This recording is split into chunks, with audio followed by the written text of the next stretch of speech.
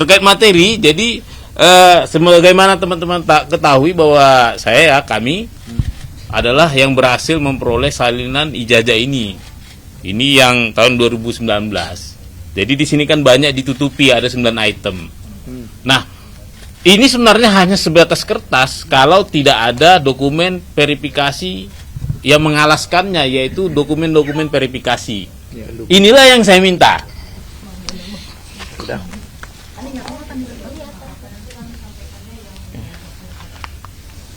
Udah. Sri Kandi mana?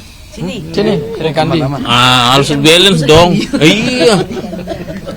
Emak-emak selalu di belakang kita. Oke, silakan, Pak. Ya, saya ada pertanyaan dulu. Pertanyaan? Langsung aja sampaikan hasilnya. Oke, terima kasih. Hari ini, pagi ini kita acaranya agendanya mediasi, ya kan? Dimediasi oleh KIP, oleh hakim KIP. Hampir full ya itu ruangan itu, karena banyak dari KPU juga banyak orang, ya kan? Yang mana di dalam mediasi ini ya sedikit mengerucut ya, artinya ada satu keinginan untuk kooperatif dari KPU untuk menyerahkan beberapa informasi yang kami inginkan. Itu.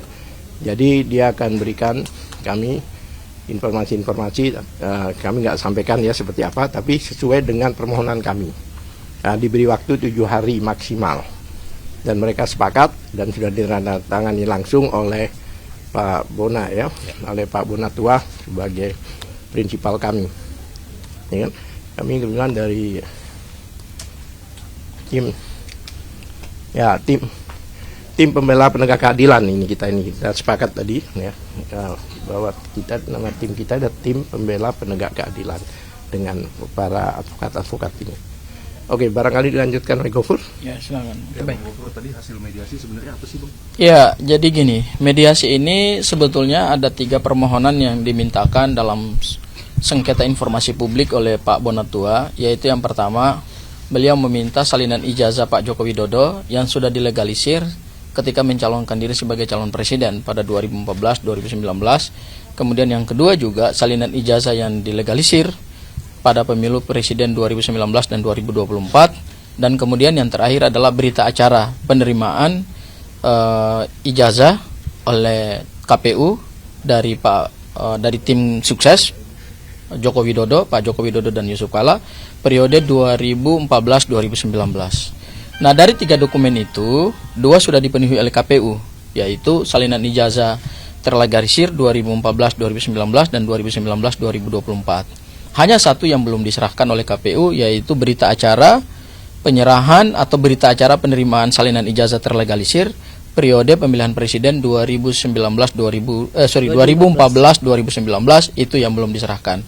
Nah, yang dimediasi hari ini mengerucut kepada berita acara penyerahan atau berita acara penerimaan ijazah salinan terlegalisir 2014-2019 karena Pak Bonatua sudah menerima 2 dokumen terlebih dahulu, yaitu salinan ijazah terlegalisir 2014-2019 dan 2019-2024 itu beliau sudah terima.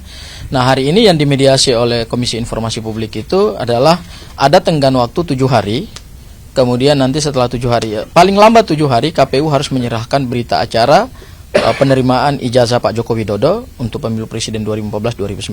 Sementara untuk sengketa yang berkaitan dengan ijazah Pak Joko Widodo itu akan masuk dalam proses adjudikasi. Artinya akan disidangkan oleh komisioner terkait dengan ada 9 item informasi publik yang ditutup oleh KPU. Tadi memang juga dimediasi agar supaya ada beberapa permintaan apakah bisa dibuka nggak oleh ke publik.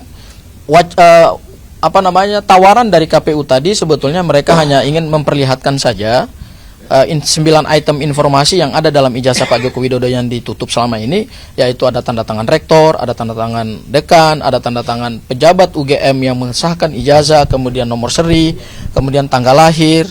Pokoknya intinya ada 9. Tadi ditawarkan oleh KPU supaya cukup diperlihatkan saja kepada Pak Bonatua. Tapi kemudian Pak Bonatua bersama kami selaku tim kuasa hukum dipimpin oleh Pak Al-Katiri, kemudian juga ada Bu Kurnia, kemudian ada Bang Azam dan ada yang lain. Kami secara tegas menolak. Kenapa? Karena kalau diperlihatkan saja ke Pak Bonatua, berarti itu kan bukan informasi publik, itu informasi pribadi. Nah, kan kepentingannya Pak Bonatua kan adalah ingin mendapatkan informasi itu, kemudian beliau akan membuka itu kepada publik melalui satu hasil penelitian ilmiah. Oleh karena itu, kesepakatan kami tadi bersama KPU adalah kami akan menantang KPU dalam proses adjudikasi. Sehingga nanti ujung daripada proses adjudikasi itu kami harapkan Komisi Informasi Pusat bisa secara imperatif memaksa KPU supaya 9 item yang mereka tutup selama ini itu kemudian bisa dibuka dan diserahkan kepada Pak Bonatua demi kepentingan penelitian ilmiahnya. Mungkin itu yang bisa saya sampaikan ya. Mungkin Pak Bu Kurnia bisa tambahkan sama Bang Azam ya. Habis Bang Azam, Bu Kurnia, habis Bu Kurnia baru kemudian ke Pak Bonatua. Jadi saya cuma mau menambahkan dari 9 item yang disebut tadi itu kaitannya dengan pasal 4 KIP. Boleh mendapatkan kita, boleh mendapatkan. Jadi kalau boleh mendapatkan nggak perlu harus melihat. Berarti kita mendapatkan tuh pasal 4. Lanjut.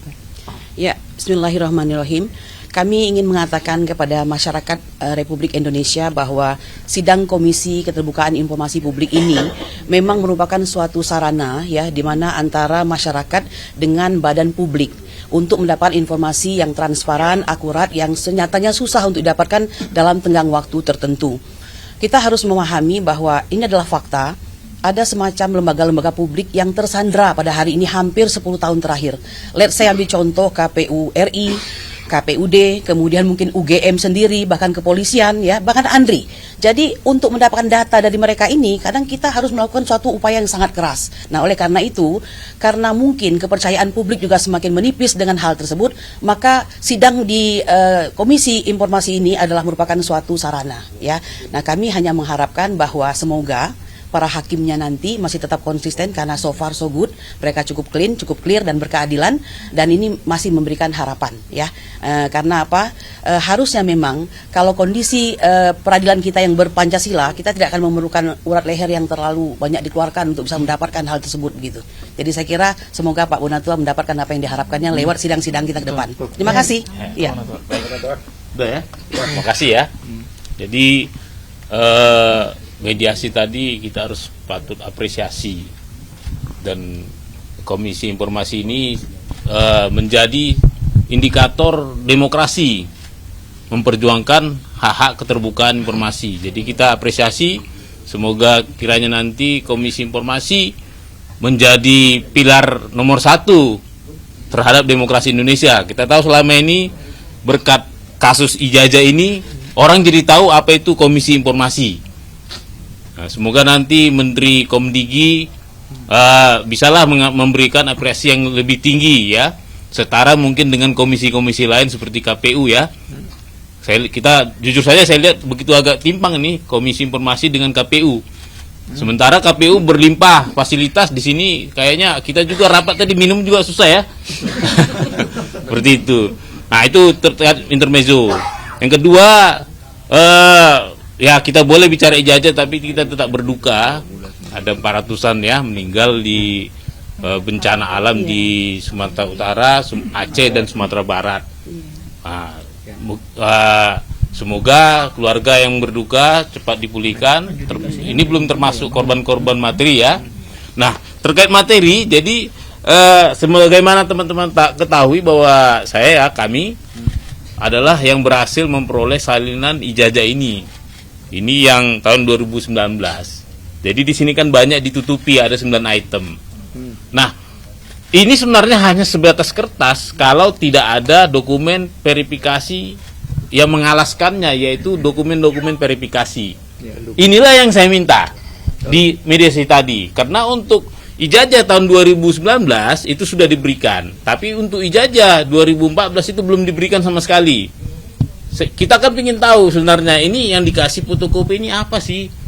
Apa sih bukti-bukti yang mengalaskan bahwa ini bukan sekedar kertas? Bukti pendukung lah. Bukti pendukung. Dan ini juga kita pakai untuk menjadi bukti-bukti di pengadilan, termasuk di MK.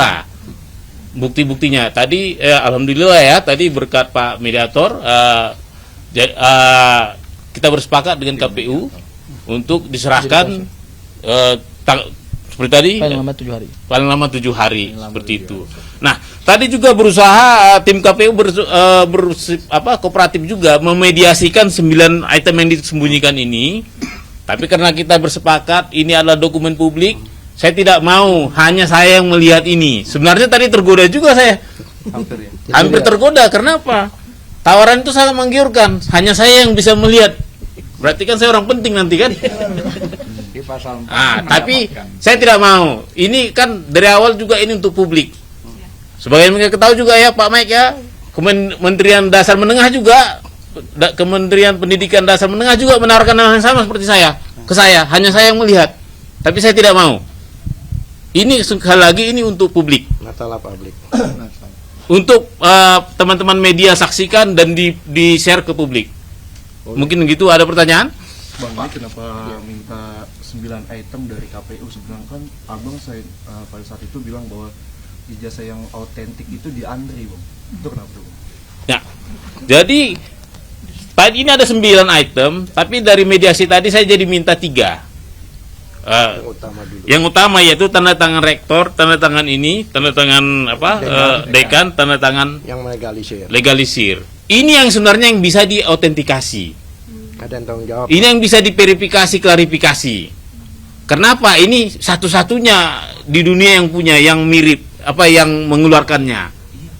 Jadi Andri pun nanti pasti dia ketika dia menerima pelimpahan dari KPU, pasti dia ngecek tanda tangannya juga. Wajib. Kenapa? Ini kan mengandung Legalitas lah. membawa masa lalu ya, jejak-jejak masa lalu ya, tanda Sejarah, tangan orangnya yang ini malah ada yang udah meninggal banyak ini. Seperti itu. Artinya tidak bisa direproduksi lagi tanda tangannya. Kalau yang nomor-nomor ini kan tinggal ketik aja. Nah, tulisan lagi tinggal dibuat ya. Seperti itu. Pak, tadi ada ditanya nggak yang dimasukkan berkas KPU itu apakah A4 seperti itu Saya ataukah ijazah sebenarnya kan lebih Ya, besar? ya, ukurannya? makanya sebenarnya seharusnya kalau itu memang sebagai salinan asli itu harus sesuai, ukurannya juga sesuai. Makanya itu kalau memang ada dirubah-rubah itu kan bisa katakan diedit. Kalau menurut Kapolda waktu itu mengedit itu adalah perbuatan melawan hukum. Ya kan? Ya, kalau dikatakan mengedit, ya KPU yang mengedit. Kalau kawan-kawan kita RRT dan sebagainya itu menganalisa, tidak pernah merubah atau memindahkan. Jadi kalau edit itu merupakan perbuatan melawan hukum, maka yang kena adalah KPU. Karena ini menurut kami ini bukan persyaratan yang dikecualikan. Tanda tangan itu nggak ada, baik di undang-undang keterbukaan publik maupun undang-undang data pribadi, tidak ada tanda tangan. Kita aja rapat aja kita semua tanda tangan, nggak ada di rapat biasa tanda tangan. Seperti itu. Tadi satu hal lagi yang menarik, KPU hanya mengatakan bahwa Bonatua aja yang boleh melihat, katanya sesuai pasal 4. Dia hanya satu poin di pasal 4 yang A saja. Padahal di situ ada boleh ini menganalisa bahkan mendapatkan, tidak dibaca. Jadi hanya informasi aja bahwa hanya dapat dilihat. Kami suruh waktu itu, tolong baca semuanya dong, jangan separuh-separuh. Terdiam. Ini memang karena dokumen publik ini sudah bikin milik pribadi lagi, tapi milik publik. Nah itu. Ya, mungkin saya mau tambahkan lagi sedikit ya Bang Michael ya, terkait dengan tadi autentikasi ya. Jadi berdasarkan keterangan ahli arsiparis dalam melakukan autentikasi terhadap ijazah terlegalisir fotokopi, memang harus disandingkan dengan yang asli. Kenapa? Di situ ada 3 item utama yang akan dilihat. Yang pertama adalah formatnya yang dilihat. Formatnya sesuai nggak dengan asli, ya. Kemudian yang kedua dilihat isinya. Isinya tuh inilah 9 item yang ditutup ini, ya kan? Akan diautentikasi rektor yang tanda tangan, dekan yang tanda tangan, pejabat yang mengesahkan, kemudian tanggal pengesahan, kemudian nomor induk ijazah, kemudian tanggal lahir dan seterusnya. Ini namanya isi.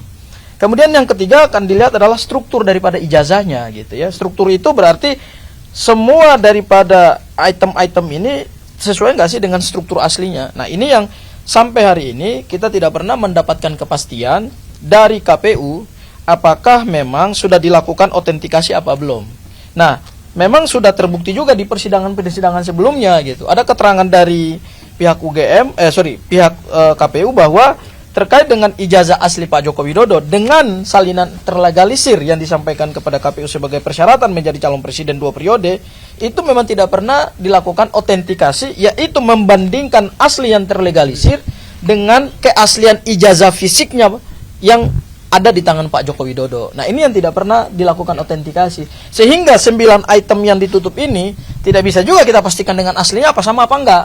Ya, itu yang bisa saya tambahkan ya Pak Bonatua ya. Jadi saya pertegas lagi bahwa karena ini kebutuhan publik. Publik itu adalah rakyat. Karena diatur dalam pasal 1 ayat 2 Undang-Undang Dasar 1945, rakyat yang memiliki daulat di negeri ini. Maka tidak ada alasan ini tidak diberikan kepada publik. Karena ini pentingnya bahwa publik harus mengetahui. Kenapa? Pada saat duduk semua pajak dari rakyat. Semua gaji dari rakyat. Maka tidak ada alasan. Masa rakyat mau minta harus dipersulit? Mungkin cukup. Pak Bona, apakah tadi dibicarakan nanti ini akan diautentikasi ke Andri atau tidak di mediasi tadi? Belum. Jadi Belum. mungkin saya terangkan juga nanti. Sebentar dari sini kita langsung masih sidang.